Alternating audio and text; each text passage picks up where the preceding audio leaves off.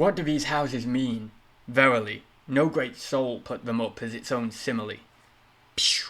Okay, we are back, and it has been a very long time since I've done a video. So, what is the video today? Well, if you consider the time of year, assuming that this goes up relatively quickly after I've recorded it today, you will know that it is around the time of year I do a little video series, which is a year in review.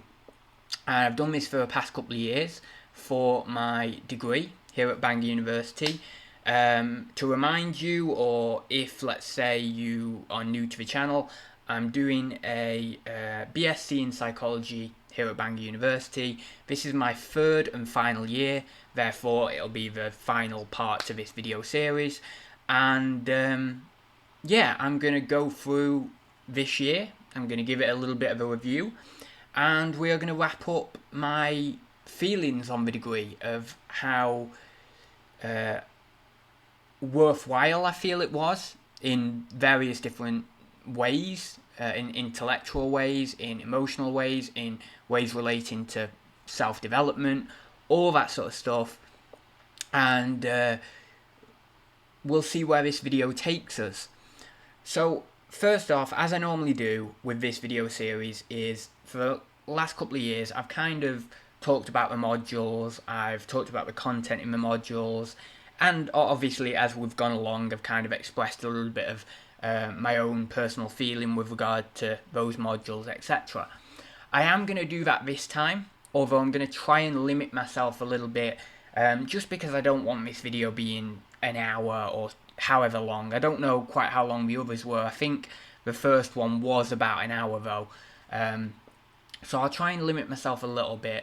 And you know, obviously if you are interested in doing this degree or any similar degrees in psychology, then this video will just give you, like the previous ones in the series, and you can go back and watch them. I don't think I've got a playlist for them, but you should be able to find them fairly easy by searching my channel with one of the titles that looks like this title below. But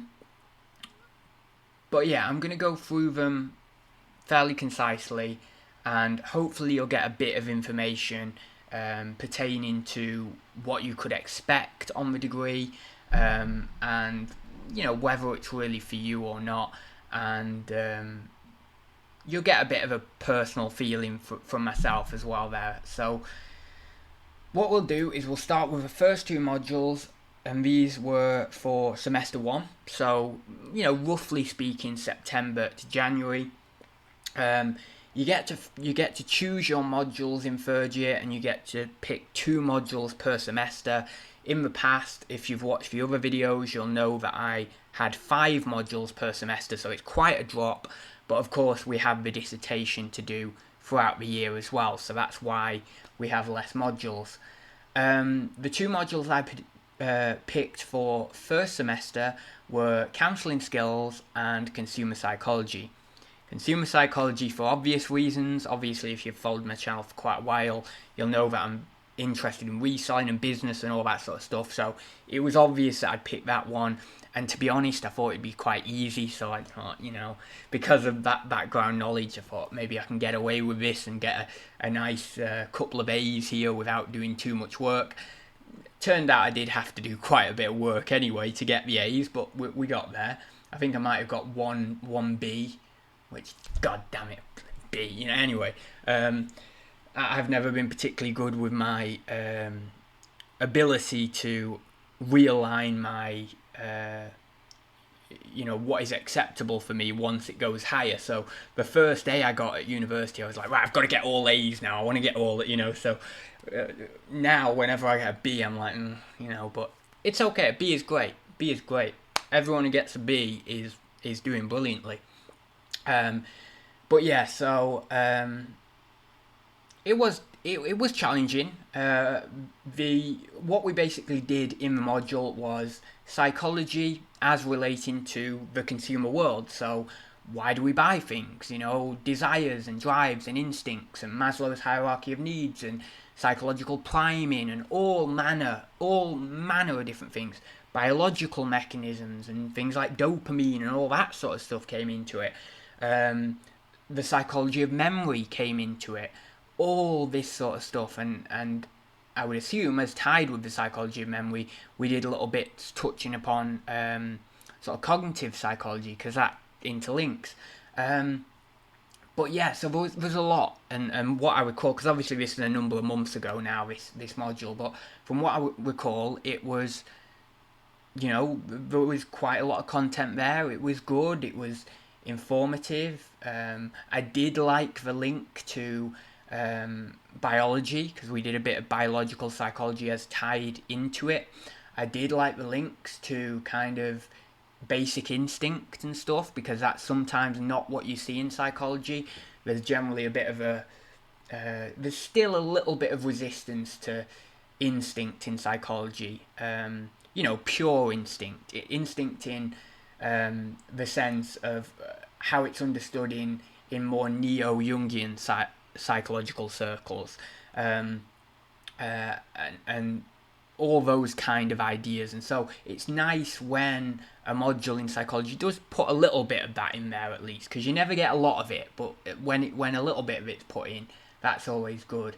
What generally seems to be, I wouldn't like to use the word suppressed, but just isn't looked at so much, is things like the Panspermian instincts and the emotional systems and stuff like that. That isn't touched upon so much in academic psychology. There's a tiny bit of it. We did a tiny bit of it in first year with brain and mind, but not so much. Affective neuroscience is kind of like it's almost being forgotten, which is a little bit sad. And I'm sure I even heard one of my lecturers say that it's kind of in the past. And from what I understand now, which is imperfect, I don't understand everything about these things, and far from it, I would say. But nonetheless, that seems like a bit of a rash judgment. It seems like it's too quick to make, it's in the past. I don't think so. I don't think that's right. But nonetheless, anyway, so we did all that.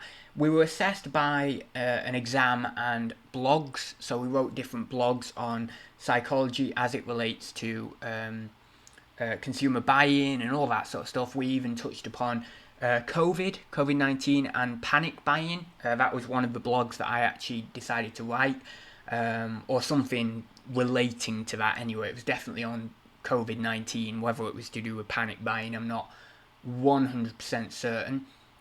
But that's interesting. That, of course, has links to instinct, although I didn't include so much of that in the blog for the sake of trying to get a better grade, and sometimes if you include certain things it can lower your grade a little bit. Like, it's not a good idea to start talking about loads and loads about Jungian psychology in an essay or anything like that, even if it does all make sense and is coherent and is somewhat scientifically valid based on the research you've got in your essay you've included. I wouldn't go about it that way. You kind of have to play by their rules if you are learning psychology within a degree. That's probably the one lesson I've learned at university.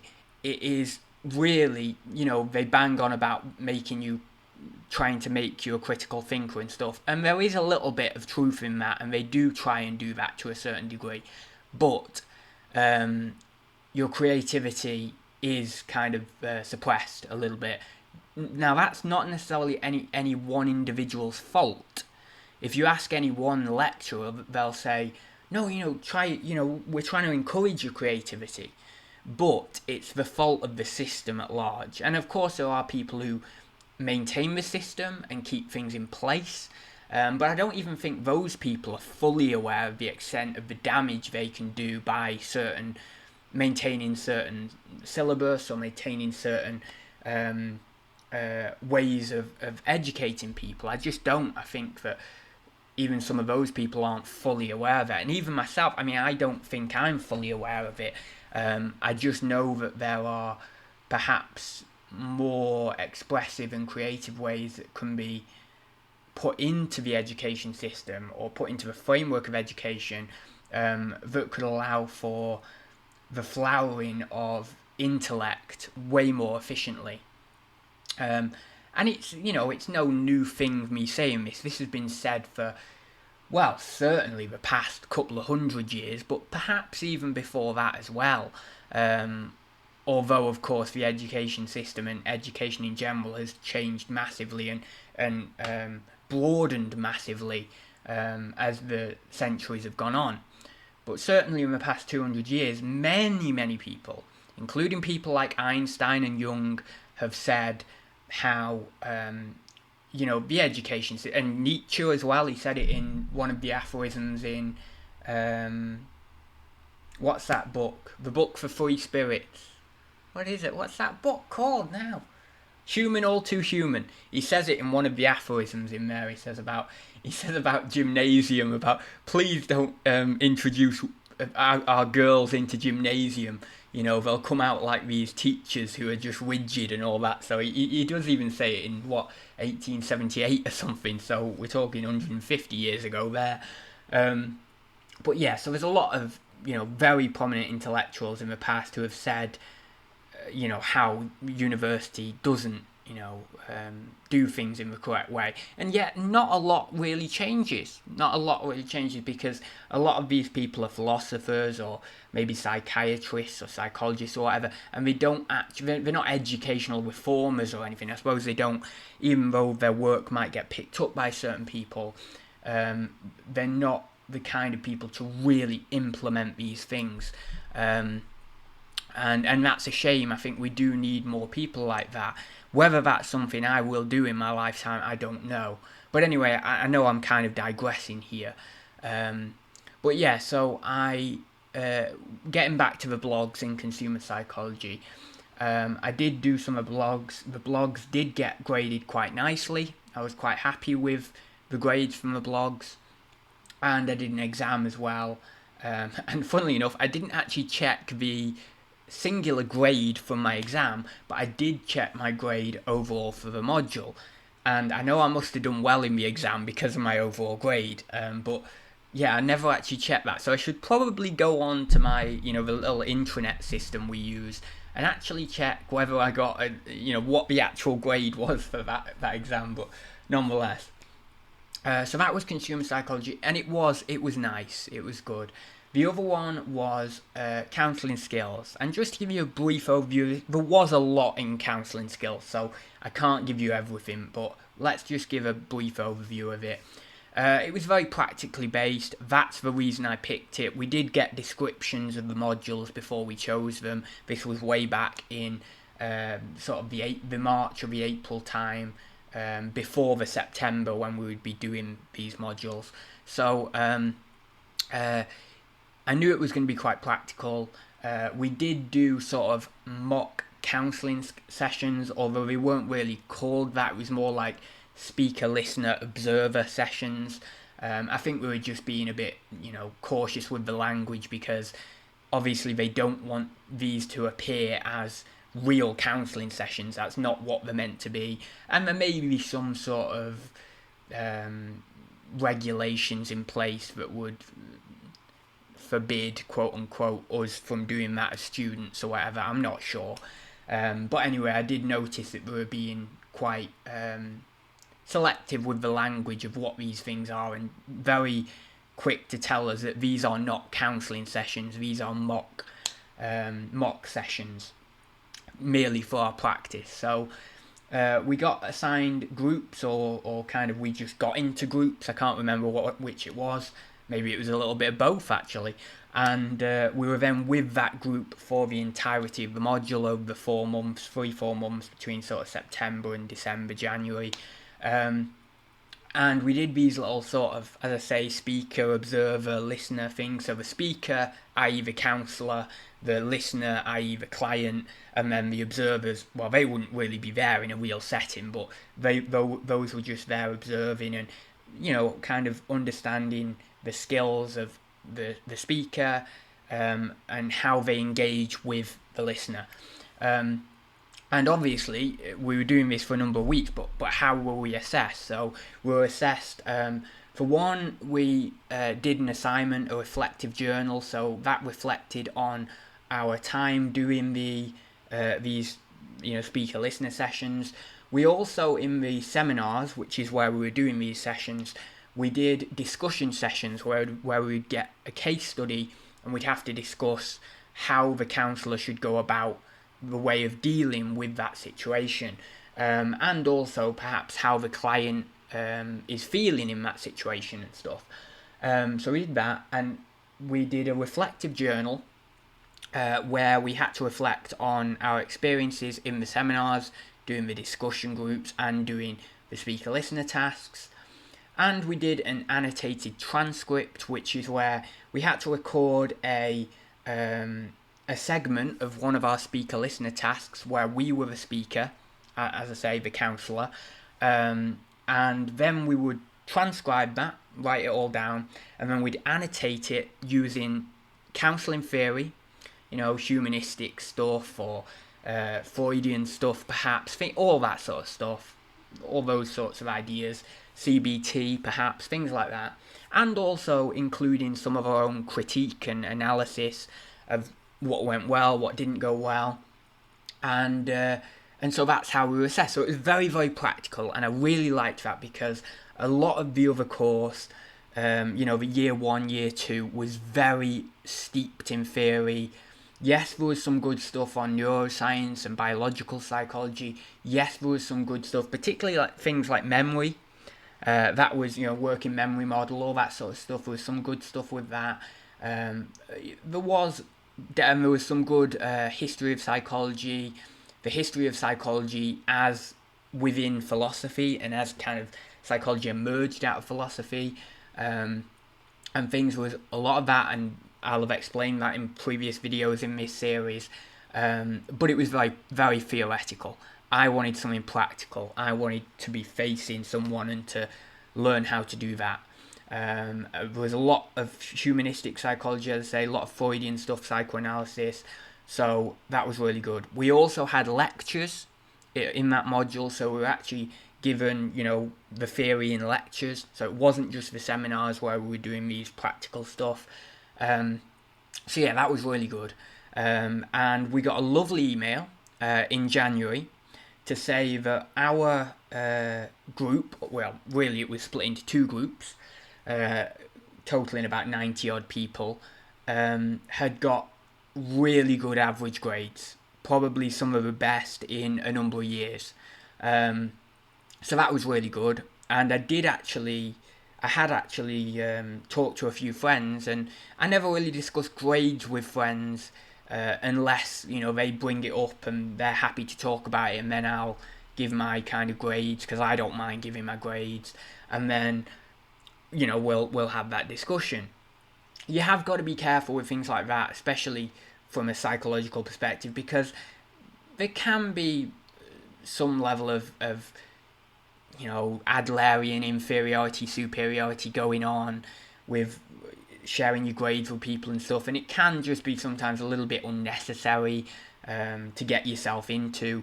So, sometimes discerning whether it's necessary to share those grades or not can be a good thing. Then again, it can be good for your development if you do just share those things, and then you can kind of introspect on your sort of superiority, inferiority, and where you sit with that.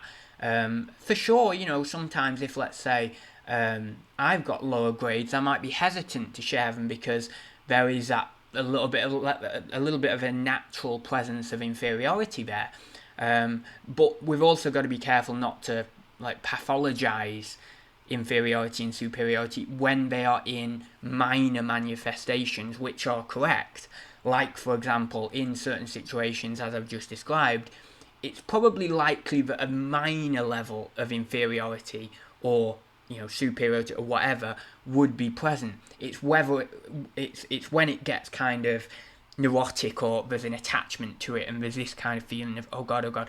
But if there's just a slight bit of it, that's perfectly normal, and I think that a lot of people can tend to over amp that in the sense of that they shouldn't feel those things, or they they need to be this perfect person who doesn't have any sort of level of Adlerian power, this kind of superiority, inferiority, or any sort of Freudian things. And no, I don't just mean Freudian in the sense of sex and all that. There's way more to Freud than just that, in the sense of desires of instincts and integration of instincts beyond the sexual instinct. And I suppose that does come into Jung as well, with his idea of the generalizing of the libido rather than it just being a sexual thing that's then sublimated and all that sort of stuff. But anyway, again, I'm digressing. So yeah, it was very good, and we got that email, and as I say, I correlated that with my friends, and it was very good because we'd all got good grades. I don't think there was one person I spoke to who hadn't got a good grade for counselling skills. There may have been perhaps one, I think there was one person I spoke to who didn't quite get the grades that they would have liked to, but everybody else did, and on an average, it was bloody brilliant. So first semester went really well. The consumer psychology was good, and the counselling skills was good, and it was practical. So getting on to the next semester, January to May, I am conscious it's already been 20 minutes, so probably going to come in at around an hour anyway on this video, or maybe just shy, but I'll see if I can get it down a little bit quicker. So January to May was second semester, and the two modules I picked for this semester were seemingly quite contrasting, in some ways at least, and one of them was mindfulness, and the other one was cognitive neuroscience. Cognitive neuroscience being very heavy, very scientific, all that sort of stuff, and mindfulness being quite light and also being emotional. And obviously mindfulness, secular mindfulness, flowers out of religions, like Buddhism and things like Zen and all that sort of stuff. So there is sort of or there was sort of a component of religion to that historically, and so you have got this kind of little bit of contrasting opposites there, but nonetheless a lot of neuroscience does relate to mindfulness, because even here at Bangor there's a lot of mindfulness based research and neuroscience as it relates to mindfulness, all that sort of stuff. So there's some ways that they are contrasting and other ways where they do actually meet. But yeah, so mindfulness was brilliant. Again, I mean, I would say that the counselling exceeded my expectations, and I do think that's correct from my own, value judgment.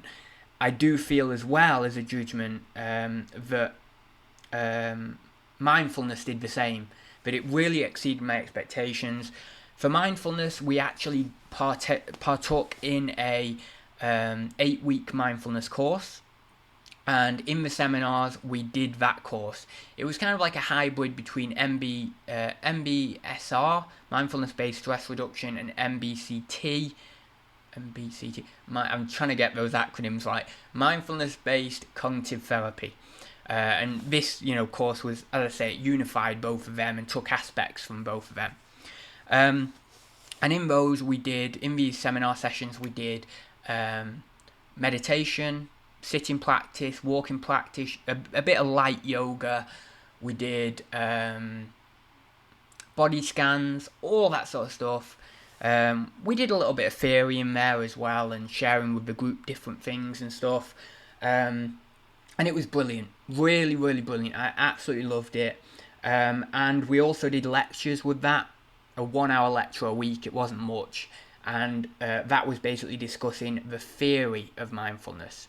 We didn't really much touch on the roots, of the Buddhist roots and stuff like that, and all those sorts of things, and the roots of meditation more in Buddhism and stuff. But nonetheless, they were interesting lectures. It was nice lectures, and it was very much drawing on psychology. It was very much drawing on biology again, which again is nice. I like psychology when it draws on biology. I think that we do need that basis there. I don't think it's good just to constantly theorize, more psychophilosophically in a way, with theory laden on theory that doesn't have any biological correlate or anything like that. So it was nice. It was a biological element and how that relates to mindfulness and stuff. A lot of it was, I say a lot of it. Some of it was recycled stuff that I already knew from previous years of being taught in this course. But some of it was, a fair bit of it was new as well, I would say. So yeah, that was really, really good. We were assessed in this module on, basically we did like a reflective journal like we did in counselling. Maybe it was slightly different though. And we reflected on our experiences in the mindfulness course and in those mindfulness seminars.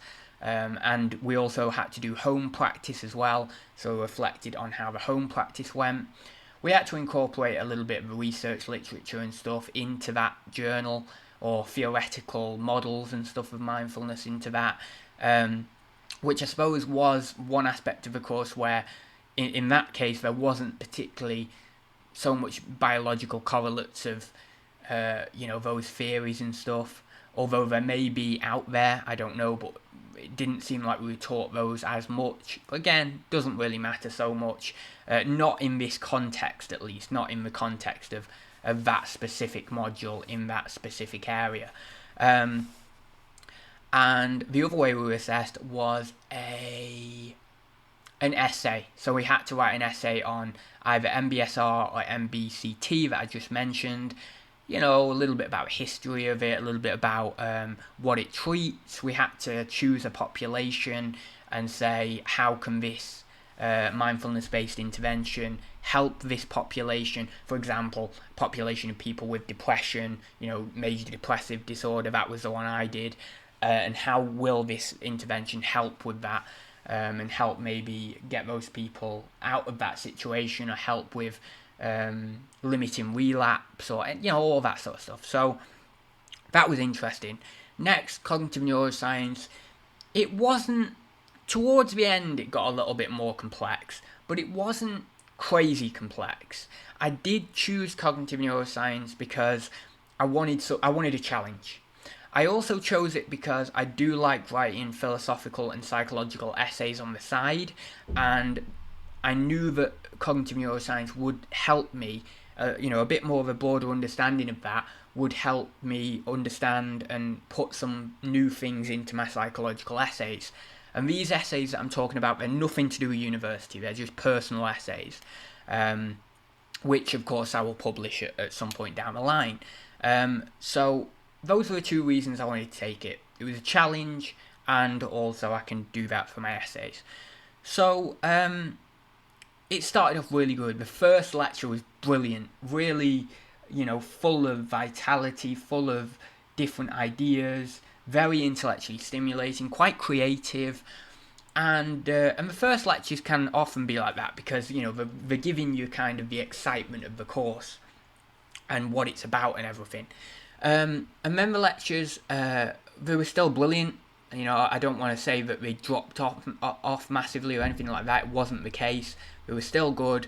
But the good thing was, as I kind of alluded to there, was it wasn't massively difficult as perhaps I thought it may have been. So, of course, there was things about neural representation which were a little bit more challenging, distributed representation, population coding, all that sort of stuff. What's the other one as well? I forget the other one. The one where a neuron represents a single thing, like you have a cell for John Lennon or something like that. I forget the name of it, but you know what? Well, if you've done psychology or cognitive neuroscience, you'll know what I mean. So there was things like that, a little bit more complicated. But so as I say, we did neural representation and stuff. We did, all the different methods, EEG, MEG, all that sort, ERP, event-related percent, all that sort of stuff that you could imagine. And we did quite a lot on memory, and we did patient HM, which we've done in the past. I will touch upon repetition in a second, actually, because that's a point worth noting for this course, really. But yeah, so we did a lot. We did a good range of stuff. We did a lot on the prefrontal cortex. We did the SAS. I forget what that stands for now. Supplementary attentional system, or something like that anyway. The contention scheduling, that sort of system, as that relates to the other, the SAS. All that sort of stuff. Very, very interesting. Very valuable for me, for my personal essays. It was difficult. The assignment for that was a research proposal, which was difficult. We had to highlight the methods, what results we'd get, all that sort of stuff.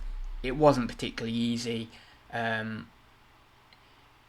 wouldn't say it was like incredibly difficult, but it was challenging in a certain way, and these things are all challenging in different ways. So this one was challenging in quite a strictly scientific manner, making sure that these methods would be right to use, making sure that the results we'd get were going to be the actual results. So that was that, but it was only 800 words, so it wasn't massive. A lot of assignments are 1,500, 2,000 words, etc. So that was that, but we also did an exam. The exam took up 70% of the module. It was only about 2-3 weeks ago I did the exam, and it was difficult. It was 2 essays, about 1.5 pages each, and 45 multiple choice questions over the period of 2 hours. So it was quite a lot crammed, 2 1.5 page essays and 45 multiple choice questions crammed into 2 hours, writing down, these essays. We were doing it pen and paper. Don't ask me why, because Bangor University is meant to be an ecologically friendly university or something, and I don't know why they didn't do it online, but then again, maybe sometimes they just can't for whatever reason. But anyway, I thought it was quite archaic in a way that we were doing it, like this. Anyway, it took me back to high school days, which was years ago, and going into the exam room, doing these on the paper and stuff. But nonetheless, we did that, and I don't think I've got the results back or anything for that yet. But anyway, so that was the module. That was how it was structured. So just a little point on repetition. I do not like the word aside or aside. I don't like that word, so I never use it. I don't know why, it just rubs me up the wrong way. And you know how certain words just, I have a lot of people say they don't like the word moist. Now, I've never understood that, because I think it's quite a nice word, moist, it sounds nice, but people, don't like certain words. I don't like that one, just for the sense of intellectual kind of highbrowness that it gives, it's an aside, just anyway. So although saying that, I do that all the time. I use words that are perhaps a little bit intellectually like that, so I'm guilty of it. But the repetition. For the 3 years of this course, throughout modules, there have been things that have cropped up perhaps even as much as 4 or 5 times, on the higher end of it. Something like patient HM, for example. We did that in cognitive psychology, we've done that in cognitive neuroscience, and I'm pretty certain we've done that in another module as well, something like maybe biological psychology, if I remember rightly. And there may have even been a 4th module, but I definitely know there was those 3. So, is it necessary? Because I understand the literature on, memory and stuff, and that repetition psychologically is a very valuable tool to remembering something. So therefore, if you learn something 3 times over in 3 different modules at 3 different points in time, then you're probably going to remember it for quite a while, so long as you engage with it at that time. So it might be that might be the reason that in these modules we generally find repetition going on. Probably isn't that. It's probably more the fact that it suits the module organizer to talk about that as relating to the topic they're wanting to discuss, and that is, patient HM or whatever is a good example to use. It might be a mix of the two. It might be that they know that this repetition will be good, so they think, well, even if they have, the module organizer might think, well, even if they have looked at it in another module, it'll be good for them to learn it again and go over it and stuff. Might be a little bit of that. Anyway, whatever the reason, there is a lot of repetition. And, if you consider that as a broad thing, and you think, well, it's not just patient HM that we've looked at 3 times, it's this thing, maybe it's Clive Waring or whatever his name was, is another memory patient. Or, whatever these things are, or something like the parasympathetic and sympathetic nervous system. We've looked at that numerous times. We've looked at that about 6 times in different modules. It's crazy. Brain and mind, and biological psychology, and we even looked at mindfulness, and all these. So we repeat. Now, if you look at it in that broad way, now I think it's good to repeat something over 2 modules, because then you've had 2 times to look at it. So if you didn't remember it the first time, you remember it the next time, with a little bit of application on your part of learning. So that's fine, that's all well and good. But if you've got all these different things that you're repeating throughout numerous modules in various different ways, and you're dedicating 5, 6, 10 slides to them, when other module organisers have already dedicated 5 to 10 slides to them, then that's a lot of repeated information that you're paying for, or the government's paying for, and you'll eventually pay for when you pay back your loan, within that course. You're paying for regurgitated information, perhaps a little bit too much.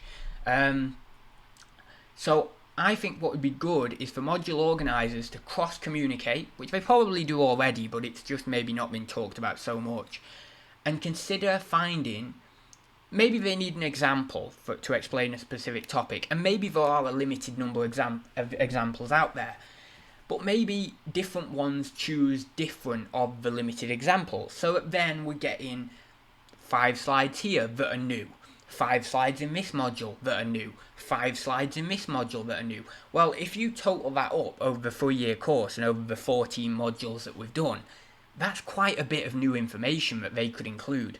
So, you see, that's something.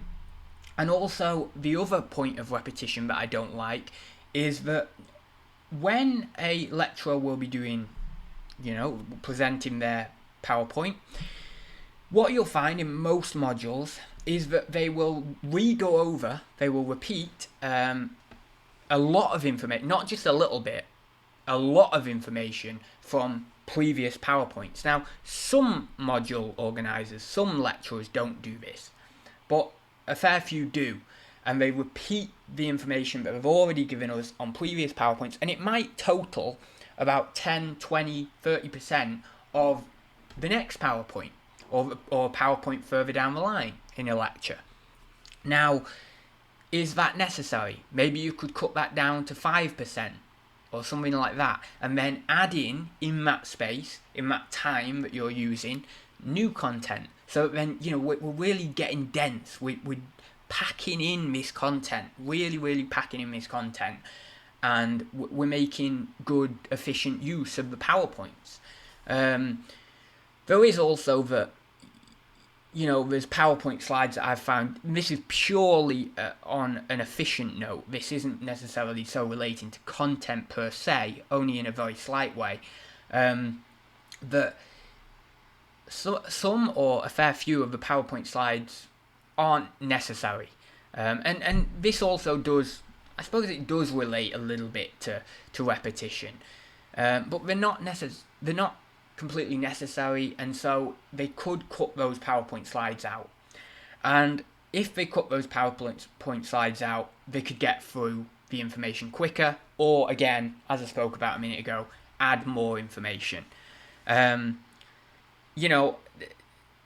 I am a little bit extreme, because I am one of those people who like to get to the content. I am one of those people who like deep content, precise content. I'm one of those intolerable people who would say, oh, you don't need a title slide, just get on with it. So, you've got to understand that with me, it's a little bit over-exaggerated. So we've got to account for my own bias there, and my own, as you'd say in an instinctive way, like my heightened Pancepian seeking system, always wanting, and my high openness, always wanting to get to knowledge rather than, and to learn about the truth and the knowledge rather than actually, considering the little frivolous bits around the side, like a nice little slide at the end that says thanks for listening, or something. I'm not bothered about that sort of stuff. I am a feeling type and I am an emotional person, but I'm not so bothered about that sort of stuff. It's just a thing added on. But as I say, that would be the nth degree of it. That would be taking it to a crazy, insane level. And no doubt, if you had a class full of geniuses, I'm sure, and the teacher was a genius, they probably wouldn't bother with certain slides as well. They'd probably just be like, no, we don't need that, it doesn't matter. So, and just, keep this very, dense and all the rest of it. But anyway, so that's what I noted in that. So I think that was kind of it for cognitive neuroscience, or at least I've done a good understanding of that, good laying out of that. So now it's for dissertation, and then after that I'll just give a bit of a summing up of my personal feelings of the degree overall, and also what it's meant to me and what it's meant for my personal development. So basically the dissertation ran right through from September to May. I may have just touched upon that earlier on in the video. And that's my repetition, and that's because my memory is absolutely atrocious. You ask anyone who's close to me, people I live with here or anything, they will say, oh God, he's ridiculous. He gets something out of the fridge and then a second later he's forgotten that he even got it out of the fridge and he's going back in the fridge to get it when it's not even there. So that's how crazy my memory is. I did it the other day with cucumber. I got the cucumber out and I thought, oh yeah, I've got to get the cucumber out. Went in the fridge, it's not there. I'm like, what? Where the hell's the cucumber gone? It's magically disappeared.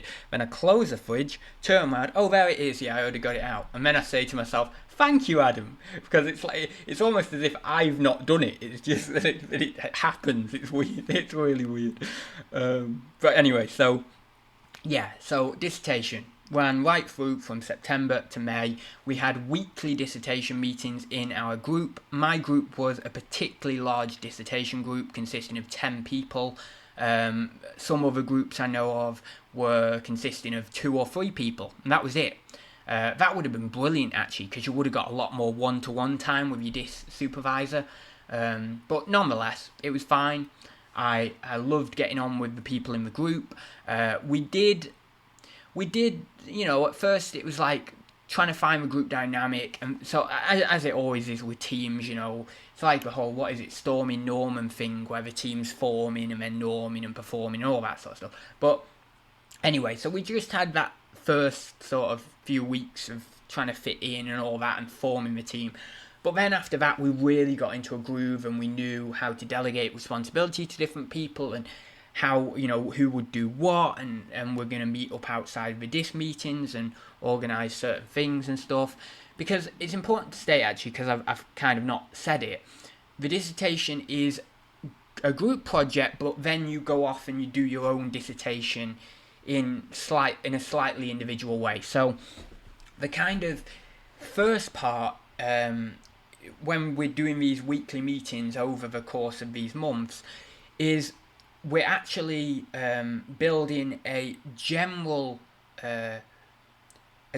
project with regards to how we're going to get the data, which in our case was a questionnaire. And then what we're doing still in the group work is we are analysing the statistics and the data analysis all together. But then we have different variables that we're doing the dissertation on. So then after that, or during the period of really the full 8 months or so of however long it was, we are forming our own individual dissertations from the data that we've worked on collectively. I know it's a little bit difficult. You do kind of just have to experience a dissertation project to understand it, but I know there will be a few people watching at least who will get that. So at first we were doing the introduction, that first few months, September, October, November, all that sort of stuff, and then we had to hand in a draft of the introduction.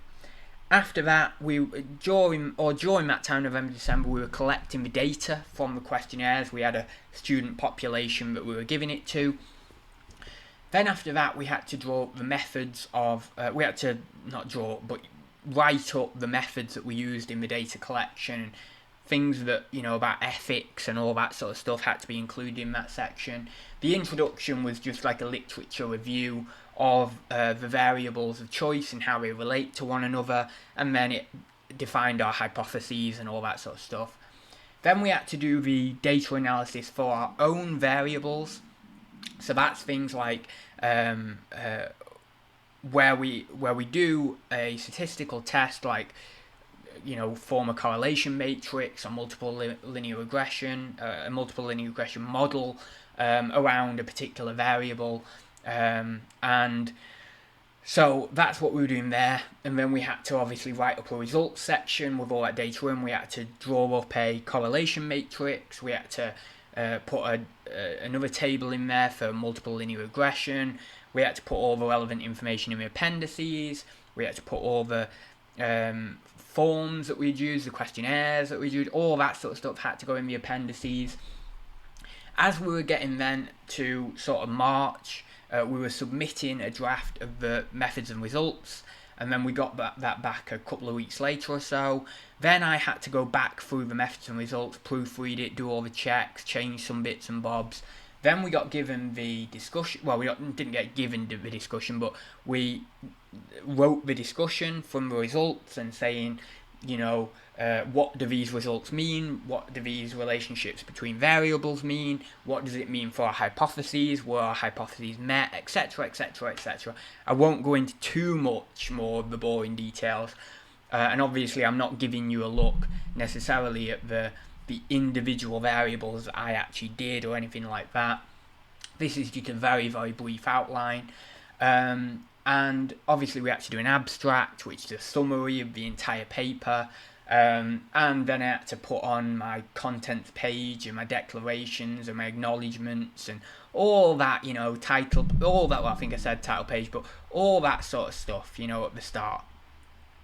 I did, just to go back in time a little bit to the introduction during that sort of October, November, I did do a draft of the introduction that wasn't brilliant, and I knew that it wasn't brilliant, and that meant that I had to spend some more time in sort of January, a little bit of February, redoing my entire introduction. It took a long time. I was working on it for a number of days. Well, really, actually, I would say 2 or 3 weeks rather than just a number of days, but it was perhaps even longer than that, actually, if I think back to it, but it did feel like a long time anyway, because I wanted it really good. That then set me back a little bit with my methods and results, although I got onto them and managed to do them in time. And then I had to redo my results. Not redo them, that's the wrong word, because that implies that I've got all this wrong or whatever. It wasn't that. It was more that I just had to redo the tables, in the layouts of the tables and stuff. I needed them in a slightly different manner. So I did that. I obviously all throughout this time I was kind of proofreading generally the methods, results, a bit of the introduction, just keeping up that proofreading, so that then I would obviously get a good piece of work at the end of it, and I wouldn't have any glaring errors in it. I did proofread it over the time a lot. The next thing was, obviously, as I say, I did the discussion, abstract and all that. So then, obviously, as it got to, the handing date was 19th of April. So as it was getting to early to mid-April, I was getting wrapped up. I had done the discussion. I did have to proofread the discussion quite quickly because I was getting very close to the time of the handing. So if I had a little bit more time, maybe I would have... Well, I did have a bit more time because I did hand it in a couple of days early, but I was just spent with it. I thought to myself, I just need to hand it in at this point. I've done all I can do on this. I've put everything I can into this over the last few months. But if I had had a bit more tenacity, persistence, spirit, whatever, I probably would have proofread the discussion a little bit more, maybe done some minor changes, nothing crazy, but some minor changes for sure. What was the other thing I was going to say as well? There was something I was going to say. Anyway, I've forgotten, but the so that was the discussion. Once that was done, I proofread the entire thing. That was it. Yeah, it always comes back to you. So I was about 1,000 words over the word count. So I had to, over the period of late March, early to mid-April, cut out loads of words. Absolutely loads. It was a nightmare. I was doing it for days upon days. Just, from time I got up to in the evening time, cutting out words, then going between different sections, changing different things around, seeing what I could take out, seeing what I couldn't take out, all that sort of stuff. It was a nightmare. But anyway, so then it was done. I submitted, and then 2 days ago, I didn't have the results. That's not what I'm going to say. We don't get the results yet because it's such a big project. It takes longer to come back. But 2 days ago, I had my presentation for my dissertation. I don't know whether I mentioned that at the start, but if I did, I apologise for repeating myself. But yeah, so I had that, and that went well. And it was a 10-minute presentation of, an overview of your work, of your dissertation. And that is the last thing I've done. So there's nothing else to do. And that was year 3. So that gives you a good summary of year 3. And I am actually below an hour, but it is going to be an hour, this video, in the end, because I've got to do a bit of a bit of a personal look at this degree now. So I've done a degree. It is, as far as I'm aware, bar any, cross my fingers, but bar any disasters, it is practically guaranteed that I will graduate, that I've got a degree. And I know I shouldn't say that really, because, I've still not done it yet, but there we go. That's why I've got my fingers crossed. So, what was my feeling towards this degree? What was my general sentiment of what it's meant for me as a person? Not so much as, a career or this or that. I'm not really so materialistic. I mean, yeah, you might say, well, how's a career materialistic? But it is materialistic. To say I'm going to have a career is an ambition in the world. It's a thing like, I'm going to have this great career, I'm going to get up these ladders, I'm going to pursue this great thing. I'm not so much of that type of person. I have ambition, I have drive, I have all that sort of stuff, but it's not so much directed at, a position or status. It's more directed at what I'm actually doing, the pursuit of truth, the pursuit of understanding, the pursuit of something like that. So, I don't want to discuss it too much in that sense, but what it means for me as a person. So, and because I'm doing a psychology degree, that's exactly how it should be, and it should be about, this degree should be about my self-development, it should be about my personal psychology, just as much as it is about, attaining a degree and getting knowledge and that and all the rest of it. So, what this degree has taught me is, it's been a huge exercise in my personal development, of not only my emotional development, which has come on massively over the past 4 years or so, and the way I interact and relate to other people emotionally, that's massively improved, as it should do within a university context, making friends, seeing people, doing things all the time, learning about psychology itself as well, and how you can integrate that to your life, and also the personal reading on psychology I've done with Jung and Freud and people like that, Rogers and Frankl and all that sort of stuff. I'm less bothered about this degree in a worldly sense. It's brilliant to have the degree. I love the fact that I can say, I've got that psychology degree, I've got this BSc, but one part of me feels it's almost a bit worthless. It's almost a bit, well, yeah, it's great, it's a piece of paper, it's brilliant, but there's nothing attached to that other than the emotional weight you invest in it, and that in itself is kind of hollow. because it's just a concept, it's just a piece of paper, it's just this thing. What is more important is this emotional development, is this, personal development, is, in a Jungian sense, shall we say, the development of my understanding of my direction of my personal myth, and that is a very Jungian thing. These are all things that have come out of this degree. So, self-expression as well is another thing that's come out of this degree, or is continually coming throughout the process of doing this degree and also into the future. So that being said, this psychology degree, it's not and will never be, and I'm trying to get my words properly here, it's not and it will never be the degree for me. What it will be is the thing that helped me learn about myself, about who I am fundamentally, about the experience of being Adam, or Adz, if you will. It's not about well, I got this grade, did this, I did the other. It can't be about that. It can't be about that. The brilliant thing about that, however, is that does qualify me for certain things, or with further training, it does qualify me for certain things. For example, with this degree, with a little bit of further training, I can be a psychologist, I can be a psychoanalyst, things like that. That's brilliant. That's absolutely phenomenal. But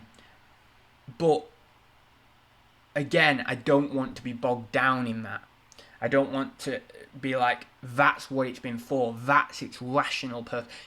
In a way, that is its rational purpose, but that's not the emotional purpose of the degree. That's not the very personal purpose of the degree. And grades and A's and B's and things like that, they're not the purpose of the degree. They merely bind me to the understanding that there is still a weight of my psyche invested in authority within the relationship I have to those grades.